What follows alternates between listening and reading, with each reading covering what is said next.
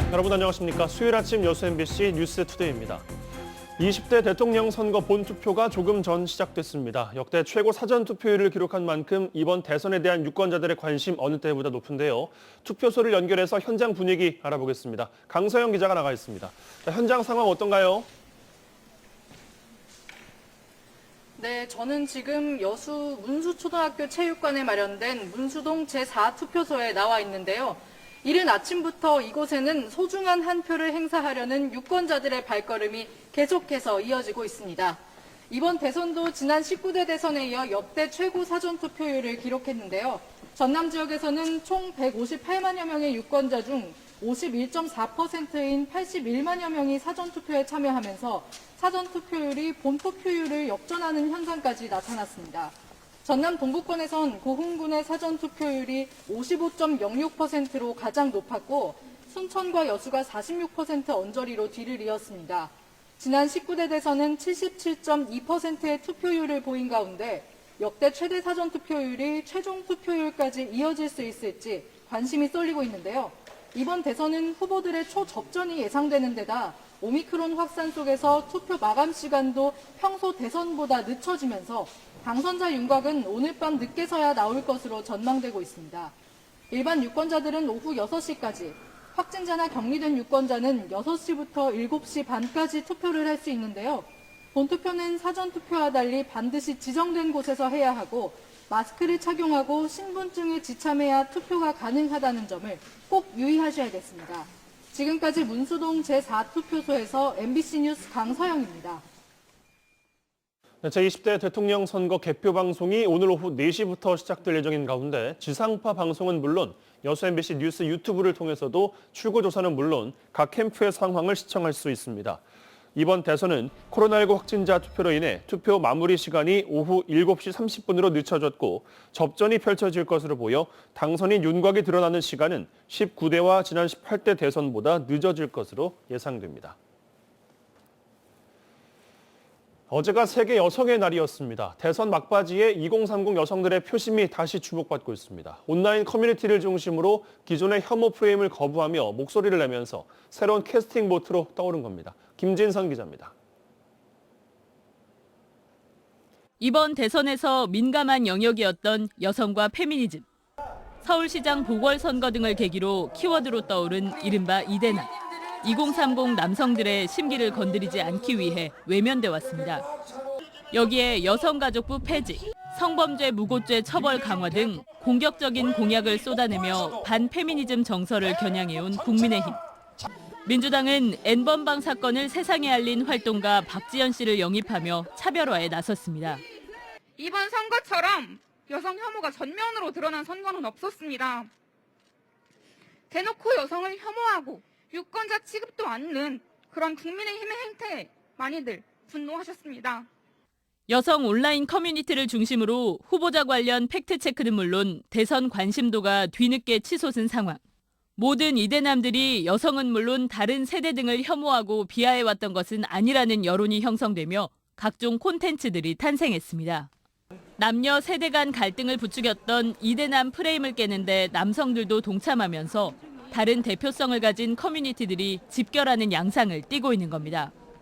민주당은 반기고 있지만 국민의힘 이준석 대표는 온라인 여론이 실제 투표 성향으로 나타나긴 어렵다며 평가절하하고 있습니다. 114년 전 미국의 여성 노동자들이 생존권과 참정권 보장을 외치며 걸기한 날을 기념하는 세계 여성의 날. 이재명 후보는 여성의 날 축하 메시지를 통해 국민을 편가르는 나쁜 정치를 끝내겠다고 강조했고 윤석열 후보는 논란이 됐던 여성 관련 공약을 재소환하며 기존 태도에 변함이 없음을 내비쳤습니다. MBC 뉴스 김진선입니다.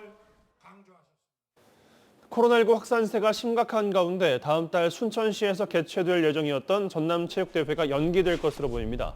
전라남도는 순천에서 확진자가 늘고 있고 문체부의 방역 지침에 따른 대회 미승인 등으로 전남체전을 오는 5월 20일로 연기 요청해옴에 따라 체육회 종목별 단체와 협의를 거쳐 개최 시기를 변경하기로 했습니다. 하지만 5월 전남체전 개최에도 정부 코로나 방역 지침이 완화돼야만 가능할 것으로 보입니다. 여수 지역 시민사회단체들이 박람회장 사후 활용을 위해서는 여수광양항만공사가 공공개발해야 한다고 밝혔습니다. 여수 박람회장 공공개발 시민연대는 보도자료를 통해 여수시가 박람회장을 인수 운영해야 한다고 주장하는 것은 여수시를 부도내자는 말과 같다며 재정 여력과 공공성, 지역성을 갖춘 여수광양항만공사가 대안이라고 주장했습니다. 시민연대는 또 지난 10년간 민관의 오랜 수기와 대정부 투쟁의 결과로 박람회장 안에 국립청소년해양교육원과 국립해양기상과학관 등을 유치했다며 때늦은 시민 공론화 요구는 지역사회의 혼란을 부추기는 것이라고 지적했습니다. 경북과 강원 지역의 산불이 좀처럼 잡히지 않고 있습니다. 건조주의보가 이어지고 있는 광주 전남 역시 안심할 수가 없습니다. 작은 불씨가 대형 산불로 번질 수 있는 만큼 각별한 주의가 요구됩니다. 임지은 기자가 취재했습니다. 건조주의보가 나흘째 이어지고 있는 광주 무등산 국립공원. 국립공원 직원들이 순찰을 돌며 논밭두렁 주변 등산로를 향해 호스로 물을 뿌립니다. 주민들이 쌓아둔 폐농자재를 소각하는 일이 잦은 곳이기 때문입니다. 등산객 이동이 많은 등산로 초입 바닥에는 버려진 담배꽁초 수십여 개가 널브러져 있습니다. 여기는 등산로 입구로부터 불과 10m 거리에 있는 지점입니다. 건조한 날씨에 바람까지 거세지면 이렇게 땅에 떨어진 작은 담배꽁초 하나도 대형 산불로 이어질 수 있어 주의가 필요한 상황입니다. 경북 울진과 강원 삼척의 산불도 누군가 무심코 버린 작은 담배꽁초 불씨가 큰 불로 번진 걸로 추정됩니다. 불이 난 거예요. 불씨에서 시작된 거기 때문에 이제 알아서 끈다고 끄지만 그건 모를 일이잖아요.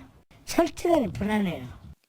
지난달 축구장 면적 40배에 이르는 산림, 약 29헥타르를 태운 구례의 산불도 예초기 작업 중 튄 불씨가 발단이었습니다. 지난 5년간 광주 전남 지역에서 발생한 206건의 산불 가운데 담배꽁초와 논밭두렁 등 소각으로 인한 화재가 전체 40%를 차지했습니다. 24시간 재난안전상황실을 가동하고 하루 3번씩 현장 순찰을 하고 있는 무등산 국립공원은 2월부터 4월까지는 건조한 기후 탓에 작은 불씨가 큰 불로 이어질 수 있다며 주의를 당부했습니다. 이런 건조한 날씨에는 담배꽁초, 논밭두렁 소각에 의해서 큰 산불로 번질 수 있으니 국민 여러분의 주의와 관심 부탁드리겠습니다.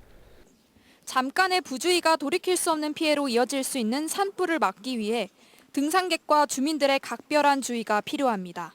MBC 뉴스 임지은입니다. 광양 지역의 젖줄인 동천과 서천 등 4개 하천이 광양만으로 연결되는 유역은 생태적 가치가 우수합니다. 광양시가 동서천 합강 유역에 대한 생태 복원 사업을 통해 환경 친화적인 도심 하천으로 탈바꿈시키고 있습니다. 김주희 기자가 보도합니다. 동천과 서천, 억만천과 인덕천 등 4개 하천이 만나 광양만으로 연결되는 광양시 광양읍 기수구역입니다.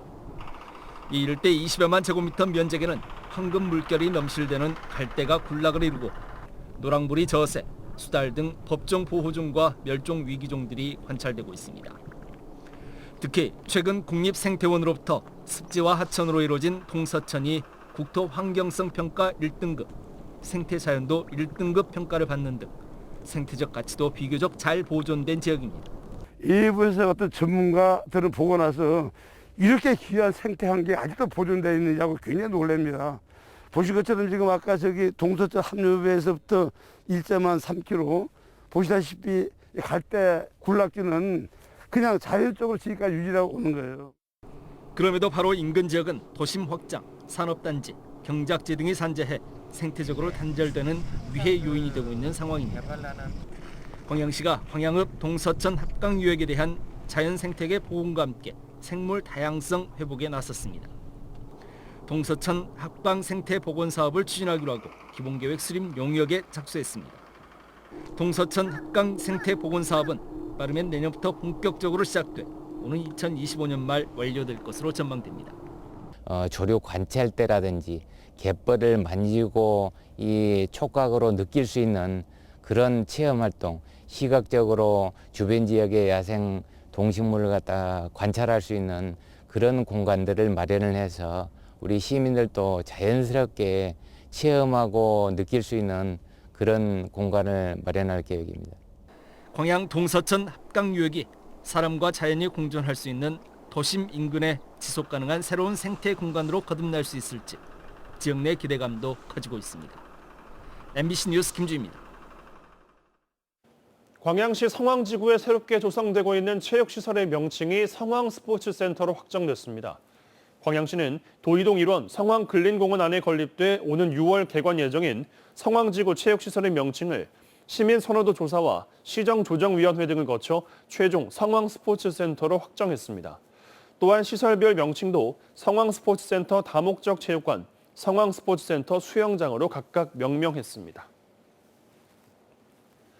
여수 국가산단 내 GS칼텍스에서 발생한 선박 급유 방식 변경에 따른 노사 갈등을 노사민정위원회가 중재를 통해 해결했습니다.